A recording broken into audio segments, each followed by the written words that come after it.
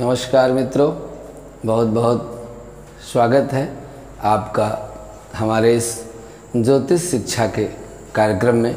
आप इस समय कर्मकांड और विवाह आदि के विषय में सीख रहे हैं और इस समय माँ भगवती की आराधना का पक्ष, जिसको हम गुप्त नवरात्र के रूप में जानते हैं, वह भी चल रहा है। बहुत दिन से हम अपने मित्रों की तरफ से यह सुन रहे हैं कि दुर्गा सप्तशती या माँ भगवती की आराधना का एक सूक्ष्म प्रमाणित रूप जो हो, प्रायः ग्रंथों में भेद के कारण या सरल विधि न होने के कारण मन में शंका बनी रहती कि हमारा किया गया पाठ सही हुआ या नहीं हो पा रहा। इसलिए आपको आज हम संपूर्ण सप्तशती की विधि अध्याय पूर्वक और विस्तार पूर्वक आपको जैसे भी करने का समय है, यथा समय जैसा आप करना चाहें, वह दोनों विधियां आपके सामने हम प्रस्तुत करते हैं। आप इसको सर्दी नवरात्र में या बसंती नवरात्र में, अथवा आप जो दो गुप्त नवरात्र होते हैं, आषाढ़ मास की शुक्ल पक्ष की प्रतिपदा से या माघ मास की शुक्ल पक्ष की प्रतिपदा से आरंभ होने वाले ये दो गुप्त नवरात्र होते हैं। गुप्त नवरात्र में की गई साधना बहुत गोपनीय होती है और तंत्र सिद्धि, मंत्र सिद्धि और अपनी कामना की पूर्ति के लिए जो गोपनीय पूजा होती है वह अधिक फलदायी होती है। कहते हैं कि योग, युक्ति, व्रत, मंत्र, प्रभाव फुरै तबहि जब करिय दुराऊ। गोस्वामी जी ने रामचरितमानस में ये कहा है कि अपना योग, अपना व्रत, अपना पुण्य, अपना किया हुआ मंत्र जाप यदि किसी से ना बताया जाए तो तुरंत वह फलित होता है। और भगवती तो ऐसी है कि अपने भक्त को आज पूजा करो और अभी तुरंत फल देती हैं। ऐसी विधि हम आपको बताने जा रहे हैं। आप निश्चित रूप से एकाग्र मन से इसको सुनेंगे और इसके बाद में भी आपको कोई चीज़ समझ में यदि नहीं आती है तो आप इसको कमेंट बॉक्स में जा कर के हमसे पूछेंगे और हम उसको विस्तार से आपके लिए बताएंगे। देखिए, कामना परक जो पूजा होती है वह मनुष्य के जीवन के लिए कल्याणकारी होती है और जो निष्काम पूजा होती है वह सभी प्रकार की कामनाओं को पूरी करती है। वैसे तो प्रयास यही करना चाहिए कि किसी भी देवी देवता की पूजा निष्काम करना चाहिए, लेकिन यदि किसी तरह की कोई परेशानी है, कोई चिंता है हमारे मन में, तो हम सकाम पूजा भी कर सकते हैं, क्योंकि दोनों तरह की पूजाओं का विधान शास्त्रों में है। जो सकाम नर सुनहि जे गावहि तो सुख संपत्ति नाना विधि पावहि। जो सकाम पूजा पाठ करते हैं उनके ऊपर भी माँ भगवती की कृपा निश्चित रूप से होती है। तो दुर्गा सप्तशती के अध्याय पाठन में संकल्प के अनुसार किस तरह से कामना पूर्ति होती है, पहले आप ये जानें कि किस अध्याय के पाठ करने से क्या फल होता है। तो प्रथम अध्याय का पाठ करने से हर प्रकार की चिंताओं से मुक्ति मिलती है। यदि आप चिंताओं से ग्रसित हैं, इस समय बड़ी चिंताएं हैं लोगों के मन में, सबसे ज़्यादा तो इस समय बीमारी टेंशन की ही है, तो प्रथम अध्याय का पाठ करने से मनुष्य की चिंताएं समाप्त होती हैं। दूसरे अध्याय का पाठ करने से किसी से मुकदमा है, झगड़ा है, तो आप उसमें दूसरे अध्याय का निरंतर पाठ आरंभ कर दीजिए। वाद विवाद में आपकी विजय होगी। शत्रुओं से घिर गए हैं, उनसे छुटकारा पाना है तो तीसरे अध्याय का पाठ करें। और चतुर्थ अध्याय में तो भगवती लक्ष्मी की साक्षात कृपा प्राप्त होती है। भक्ति और शक्ति का यदि साक्षात्कार आपको करना है, दर्शन करना है, भगवती की कृपा प्राप्त करनी है, लक्ष्मी प्राप्ति करनी है, तो चौथे अध्याय का पाठ करें। पांचवें अध्याय से आपको भक्ति और शक्ति दोनों की प्राप्ति होती है। छठवें अध्याय से किसी भी तरह का यदि डर है, शोक है, भय है, तो वो आपका मुक्त हो जाएगा। सप्तम अध्याय से सभी प्रकार की कामनाएं पूर्ण होती हैं। अष्टम अध्याय से किसी से मिलने का संयोग नहीं हो रहा या कोई वशीकरण आदि प्रयोग करना चाहते हैं तो आप 8वें अध्याय से प्राप्त कर सकते हैं। नवम अध्याय में कोई आदमी हमारा गुम हो गया है या कोई आदमी हमसे बिछुड़ गया है, उसकी हम तलाश कर रहे हैं, तो नवम अध्याय का पाठ करें, निश्चित रूप से हमारी कामना पूर्ण होगी। पुत्र आदि की प्राप्ति के लिए भी नवम अध्याय का पाठ कर सकते हैं। दसम अध्याय से भी पुत्र की मनोकामना पूरी होगी। एकादश अध्याय से व्यापार में सुख संपत्ति की वृद्धि होगी। एकादश अध्याय भगवती की स्तुति का ऐसा अध्याय है कि इसके करने से हर प्रकार की सर्वा बाधा विनिर्मुक्त, सभी बाधाओं से निवृत्ति होती है और सुख शांति की वृद्धि होती है। द्वादश अध्याय से समाज में मान सम्मान, स्वाभिमान, आत्मरक्षा और लाभ की प्राप्ति होती है। तीसरे अध्याय से भगवती का साक्षात्कार होता है, उनकी भक्ति मिलती है। दुर्गा सप्तशती का पाठ करने और सिद्ध करने की जो विभिन्न विधियां हैं, उसमें ये अध्याय परक जो विधि हमने आपको बताई वो सबसे श्रेष्ठ है। दूसरी विधा एक ये है कि यदि केवल आप नवाण मंत्र से भगवती की आराधना करना चाहते हैं तो नवाण मंत्र का सामान्य विधि जो रोज़ अपने घर में लोग पूरा पाठ हमेशा करना चाहें या नवरात्र में करना चाहें, तो सबसे पहले नवाण मंत्र का जप, सप्तशती के न्यास, 13 अध्यायों का पाठ और कवच कीलक अर्गला के साथ ये पाठ आप मूल मंत्रों के साथ किया जाता है। और आजकल लोग इसमें अथर्वशीर्ष, सिद्ध कुंजिका, वेदोक्त, रात्रिसूद का पाठ भी समाहित कर लेते हैं, जिसे साधक 1 से सवा घंटे में विधि पूर्वक यह साधारण पाठ है और इसको आप नित्य कर सकते हैं। इससे भगवती की महान कृपा आपको प्राप्त होगी। इसमें ज़्यादा कुछ विस्तार नहीं है। सबसे पहले भगवती का ध्यान पूजन करके कवच, कीलक, अर्गला का पाठ करिए, 1 माला नवाण मंत्र का जप करिए, 13 अध्याय का पाठ करें। इसके बाद सिद्ध कुंजिका, अथर्वशीर्ष और वेदोक्त सूक्त, रात्रिसूत, क्षमा प्रार्थना करें, आरती करें। 1 घंटे में यह साधारण पाठ है, इसको निरंतर आप कर सकते हैं। दूसरी पाठ की विधि है वकार विधि। वकार विधि क्या है? ये भी अत्यंत सरल विधि है। इस विधि में प्रथम दिन में 1 पाठ प्रथम अध्याय, दूसरे दिन में 2 पाठ द्वितीय अध्याय, तीसरे दिन में तृतीय अध्याय, तीसरे दिन 1 पाठ चतुर्थ अध्याय और इसके बाद चौथे दिन में 4 और 5 और इस तरह से 6 और 7 अष्टम अध्याय, 5वें दिन में 2 अध्याय और पाठ नवम दसम अध्याय, 6वें दिन में 11वां अध्याय, 7वें दिन में 2 पाठ द्वादश और त्रयोदश अध्याय। इससे पूरे 7 दिन में 1 आवृत्ति आपकी हो जाती है। इसके पश्चात तीसरी विधि आती है संपुट विधि।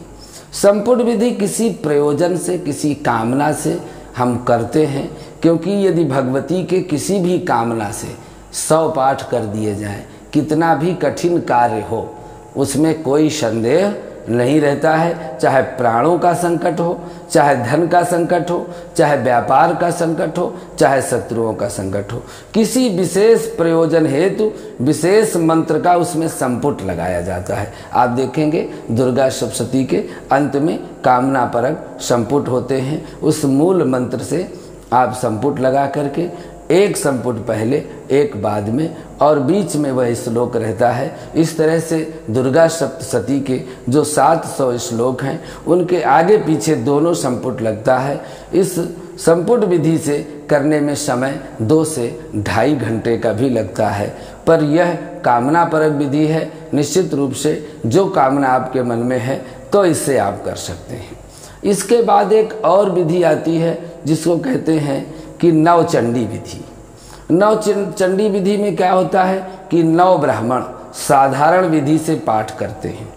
1 ब्राह्मण सप्तशती का आधा पाठ करता है और 1 से 4 अध्याय का संपूर्ण पाठ 5वें अध्याय से देव्या उचुः नमो देव्यै महादेव्यै से आरंभ करके ऋषि उवाच तक 11 अध्याय का नारायण स्तुति 12वां अध्याय 13वां अध्याय संपूर्ण करके इस आधे घंटे के पाठ के ही संपूर्ण पाठ की पूर्णता मानी जाती है। एक अन्य ब्राह्मण द्वारा खड़ंग रुद्राष्टाध्यायी का पाठ किया जाता है। इस प्रकार कुल 11 ब्राह्मणों द्वारा नवचंडी विधि द्वारा सप्तशती का पाठ होता है। पाठ के पश्चात उत्तरांग करके उत्तर पूजा करके अग्नि स्थापन करके पूर्णाहुति देते हुए हवन किया जाता है, जिसमें नवग्रह समिधाओं से ग्रह योग, सप्तशती के पूर्ण मंत्र श्री सूक्त, वाहन तथा शिव मंत्र शद सूक्त का प्रयोग होता है। जिसके बाद ब्राह्मण भोजन, कुमारी भोजन, कन्या पूजन आदि किया जाता है। बाराही तंत्र में कहा गया है कि जो सार्ध नवचंडी प्रयोग संपन्न करता है वह प्राण मुक्त होने तक समस्त जीवन में भय मुक्त रहता है, राज्य श्री संपत्ति को प्राप्त करता है। ये सार्ध सतचंडी विधि है। अब आपको हम संपूर्ण सतचंडी विधि की बताते हैं बात कि माँ की प्रसन्नता हेतु किसी भी दुर्गा मंदिर के समीप सुंदर मंडप बनावे, यज्ञ मंडप का निर्माण करे, हवन कुंड स्थापित करके पश्चिम या मध्य भाग में 10 उत्तम ब्राह्मणों को, योग्य ब्राह्मणों को बुला करके जो संध्योपासन से युक्त हों और दुर्गा सप्तशती का स्पष्ट पाठ कर लेते हों, उन्हीं सभी ब्राह्मणों को 10 ब्राह्मणों को पृथक पृथक वर्ण करे और मार्कंडेय पुराणोक्त श्री दुर्गा सप्तशती का 10 बार पाठ करवावे। उसके अलावा प्रत्येक ब्राह्मण से 1,000 नवाण मंत्र का जप भी करावे। शक्ति संप्रदाय वाले सतचंडी में 108 पाठ करते हैं। अष्टमी, नवमी, चतुर्दशी तथा पूर्णिमा का दिन भगवती के लिए सबसे श्रेष्ठ माना जाता है। इसलिए इस अनुष्ठान विधि में 9 कुमारियों का पूजन करना चाहिए जो 2 से 10 वर्ष की हों, और इसी मध्य की उन कन्याओं का पूजन करें तथा इन कन्याओं को क्रमशः कुमारी, त्रिमूर्ति, कल्याणी, रोहिणी, कालिका, शांभवी, दुर्गा, चंडिका तथा मुद्रा नाम के मंत्रों से पूजन करना चाहिए। इस कन्या पूजन में संपूर्ण मनोरथ सिद्धि के हेतु ब्राह्मण कन्या, यश हेतु क्षत्रिय कन्या, धन के लिए वैश्य कन्या, पुत्र प्राप्ति हेतु शूद्र कन्या का पूजन करें। इन सभी कन्याओं का आवाहन प्रत्येक देवी के नाम से लेकर के यथा मैं मंत्राक्षरमयी लक्ष्मी स्वरूपिणी, मातृ रूप धारिणी, साक्षात नवदुर्गा स्वरूपिणी कन्याओं का आवाहन करता हूँ तथा प्रत्येक देवी को नमस्कार करता हूँ। इस प्रकार से प्रार्थना करनी चाहिए। वेदी पर सर्वतोभद्र मंडल बनाकर कलश स्थापन कर पूजन करें। सचंडी विधि से अनुष्ठान करके यंत्रस्थ कलश स्थापित करें। श्री गणेश, नवग्रह मात्र का, वास्तु, सप्तऋषि, सप्त चिरंजीव, 64 योगिनी, 49 क्षेत्रपाल, 50 तथा अन्य देवताओं का वैदिक पूजन करके उसके पश्चात 4 दिनों तक पूजा सहित पाठ करना चाहिए। 5वें दिन हवन करें। इन सब विधियों अनुष्ठानों के अतिरिक्त प्रतिलोम पाठ की भी एक विधि बताई गई है। यह प्रतिलोम विधि कृष्ण विधि, चतुर्दश विधि, अष्टमी विधि, सहस्त्र चंडी विधि पाठ, यह कहते हैं कि प्रतिग्रहणाति विधि आदि अत्यंत गोपनीय विधियां हैं जिनमें साधक अपनी इच्छित वस्तुओं को प्राप्त करता है। प्रतिलोम विधि कठिन विधि है। यह केवल साधक ही कर पाते हैं, सबके द्वारा संभव नहीं है, क्योंकि इसमें प्रतिलोम विधि में पाठ की विधि बहुत कठिन है। कुछ लोग दुर्गा सप्तशती के पाठ के बाद खुद की मर्जी से हवन कर लेते हैं और हवन सामग्री भी खुद मर्जी से ले लेते हैं। उन गलतियों को सुधारने के लिए दुर्गा सप्तशती में वैदिक आहुति की सामग्री बताई गई है, क्योंकि आहुति इतने मेहनत से पाठ किया जाए और बाजार से जो कूड़ा करकट की सामग्री है उसको ले करके यदि प्रयोग कर दिया जाए तो ब्राह्मणों का परिश्रम भी निष्फल हो जाता है। क्योंकि हमने पिछले वीडियो में आपको बताया है। हवन की विधि और हवन की सामग्री एकदम विहित है, शास्त्रोक्त है। तिलार्धम तंदुलम चैव तंदुलार्ध यवस्तथा। केवल 5 वस्तुएं ऐसी हैं जो हवन के लिए सर्वमान्य हैं: तिल, चावल, जौ, गुड़ और घी। इसके अलावा ऐसी कोई सामग्री नहीं है, जड़ियों के अलावा, औषधियों के अलावा, जो सीधे हवन में मिलाई जा सके। आजकल बाजार में मिलने वाला हवन पता नहीं किन किन वस्तुओं से कैसे बना है, निश्चित रूप से वह प्रयोज्य नहीं है, क्योंकि हवन सामग्री में यदि जौ अधिक हो जाए तो यजमान का भी नुकसान कर सकता है। इसलिए मित्रों, प्रथम अध्याय में शुद्ध तिल, जौ, चावल, घी, गुड़ की आहुति करने के बाद 1 पान देसी घी में भिगोकर, 1 कमलगट्टा, 1 सुपारी, 2 लौंग, छोटी इलायची, गुग्गल और शहद, सब चीज़ें डाल करके और खड़े होकर के इसको महाआहुति कहते हैं, जो प्रथम अध्याय के अंत में दी जाती है। इसी तरह दूसरे अध्याय के अंत में यही सामग्री गुग्गुल विशेष के साथ पान रख करके समर्पित कर सकते हैं। तीसरे अध्याय में यही पहले अध्याय की सामग्री और शहद अतिरिक्त रख करके आप महाआहुति के रूप में दे सकते हैं। चौथे अध्याय में प्रथम अध्याय की सामग्री के अनुसार ही खीर और मिश्री मिला करके हवन कर सकते हैं। इसके अलावा चतुर्थ अध्याय के मंत्र संख्या 24 से 27 तक इन 4 मंत्रों की आहुति नहीं करना चाहिए, जहाँ पर नमो देव्यै महादेव्यै शिवाय। तो कुछ ऐसे मंत्र हैं, उन क्रम संख्या चतुर्थ अध्याय के 24 से 27 तक 4 मंत्रों की आहुति करने का निषेध है। वहाँ पर नवाण मंत्र से 4 आहुति करनी चाहिए, क्योंकि उन 4 श्लोकों से आहुति करने से देह का नाश होता है। इस कारण इन 4 मंत्रों के स्थान पर ओम नमः चंडिकाय बोलकर अथवा ओम ऐं ह्रीं क्लीं चामुंडाय बोल करके आहुति दे सकते हैं। केवल पाठ करने में उन मंत्रों का प्रयोग होगा, लेकिन आहुति में उन मंत्रों की आहुति नहीं दी जाएंगी। इनका पाठ करने से सभी प्रकार के भय नष्ट हो जाते हैं। इसी तरह से पंचम अध्याय की जो हवन सामग्री है, उस 1 मंत्र संख्या 1 के अनुसार कपूर, सूखे पुष्प और ऋतुफल आप आहुति में रख सकते हैं। 6वें अध्याय में भोजपत्र विहित है। 7वें अध्याय की जो सामग्री है वह श्लोक संख्या अध्याय संख्या 1 के अनुसार सफ़ेद चंदन और इंद्र जौ ये मिला करके आप आहुति करेंगे। और इसके पश्चात 8वें अध्याय में सभी सामग्रियों के साथ लाल चंदन की प्रमुखता रहेगी। 9वें अध्याय में सूखे बेलपत्र, बेलफल और गन्ना के टुकड़े आप आहुति में प्रयोग करेंगे। 10वें अध्याय में सभी सामग्रियों के साथ समुद्र का झाग और कत्था मिला करके आप आहुति महाआहुति में डालेंगे।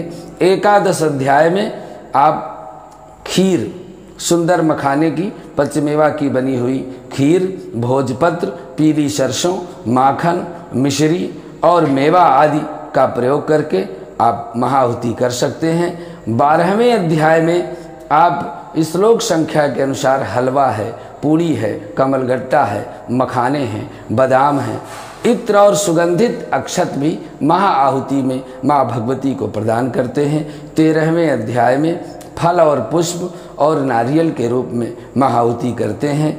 इस तरह से आपको यह मुख्य पाठ विधि और हवन विधि हमने आपको संक्षिप्त रूप से जानकारी देने का प्रयास किया है। यह विधि संक्षिप्त रूप है। नवरात्र आदि के विशेष अवसरों पर सतचंडी आदि के अनुष्ठानों में विस्तृत विधि का उपयोग किया जाता है, इसलिए उस पर न्यास, आंगन्यास, करन्यास और सभी देवी देवताओं का आवाहन पूजन करना चाहिए। साधक स्नान करके पवित्र होकर शुद्ध आसन में शुद्ध क्रिया से संपन्न विधि से अखंड दीपक जला करके पूर्वाभिमुख ऊनी आसन में बैठ करके और पूजन सामग्री पर जल छिड़क करके काष्ठ आदि के शुद्ध आसन पर विराजमान करके भगवती को ललाट में अपनी रुचि के अनुसार भस्म लगावे, चंदन लगावे, रोली लगावे, शिखा में ग्रंथि बंधन करे और सत्व मन से आचमन करके स्वस्ति वाचन करके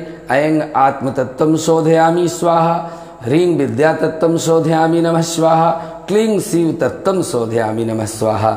इस तरह से आचमन करें। ऐं ह्रीं क्लीं सर्व तत्त्वं शोधयामि स्वाहा। इस विधि से करके प्राणायाम करें, गणेश आदि देवताओं का पूजन करें, स्तुति करें। इसके बाद अपनी कामना का संकल्प करें। विष्णु और कहते हुए संकल्प करके प्रतिज्ञा संकल्प करें। पंचोपचार षोडशोपचार विधि से भगवती की पूजा करें। इसके बाद पुस्तक का पूजन करें। नमो देव्यै महादेव्यै शिवायै सततं नमः, नमः प्रकृत्यै भद्रायै नियताः प्रणतास्मताम्। ऐसी स्तुति करके पाठ करें और पाठ करने को उपरांत में हाथ में जल लेकर के अनेन कृतेन दुर्गा सप्तशती यथाविधि पाठ करना है। भगवती दुर्गा मातर्याः प्रियंतान्नम छोड़ करके उनको जप अर्पित करें, पाठ अर्पित करें। आसन के नीचे जल डालकर मस्तक में लगावे और आरती करें, प्रार्थना करें। हो सके तो भगवती को एक दो अच्छे उनके भजन, उनके नाम का कीर्तन अवश्य करें, क्योंकि कलौ केवल कीर्तनम, कलयुग में कीर्तन और भजन नाम से भगवती बहुत प्रसन्न होती हैं। इसलिए पूजा आरती के बाद भगवती के नाम का संकीर्तन करें और अपने अपराधों के लिए क्षमा मांगे। कहे न मंत्रम नो यंत्रम तदपि च न जाने स्तुति महो, न चाह्वानम ध्यानम तदपि च न जाने स्तुति कथा। इस तरह से अपराध क्षमापन की स्तुति करे, प्रार्थना करे। इस विधि से यदि भगवती का वह पाठ, यह पूजन और यह जप और हवन करता है तो निश्चित रूप से उसकी जो अभिलषित मनोकामना है पूर्ति होती है। आज के लिए इतना ही। लगता है आपको ये विषय समझ में अवश्य आएगा और यह दुर्गा सप्तशती की संपूर्ण विधि आपको दोनों ओपन नवरात्रों में और दोनों गुप्त नवरात्रों में सब जगह प्रयोग में आएगी। आज के लिए बस इतना ही। अगले भाग में आपसे पुनः मिलते हैं। नमस्कार।